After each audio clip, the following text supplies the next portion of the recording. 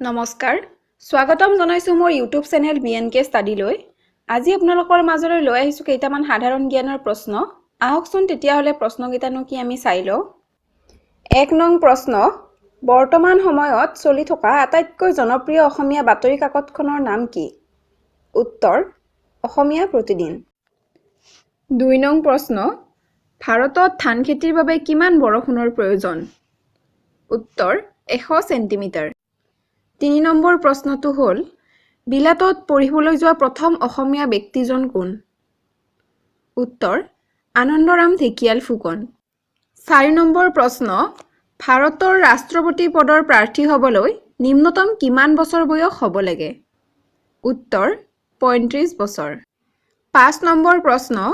অসমৰ কোনখন বিলক হলিডে ৰিসৰ্ট বুলি কোৱা হয় উত্তৰ দীপৰ বিল 6 নম্বৰ প্ৰশ্ন বিশ্ব ৰেড ক্ৰছ দিৱস কোনদিনা পালন কৰা হয় উত্তৰ 8 মেৰ দিনা 7 নম্বৰ প্ৰশ্ন শৰাইঘাটৰ যুদ্ধ কিমান চনত হৈছিল উত্তৰ 1671 চনত 8 নম্বৰ প্ৰশ্নটো হ'ল উমানন্দ মন্দিৰ কোনে নিৰ্মাণ কৰিছিল উত্তৰ গদাধৰ সিংহ 9 নম্বৰ প্ৰশ্ন সূৰ্যৰ ৰশ্মি পৃথিৱী আহি পাবলৈ কিমান সময় লাগে উত্তৰ 8 মিনিট সময় লাগে 10 নম্বৰ প্ৰশ্নটো হ'ল প্ৰথম আইপিএল খেল কিমান চনত হৈছিল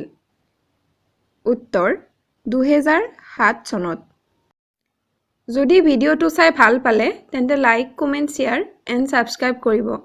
ধন্যবাদ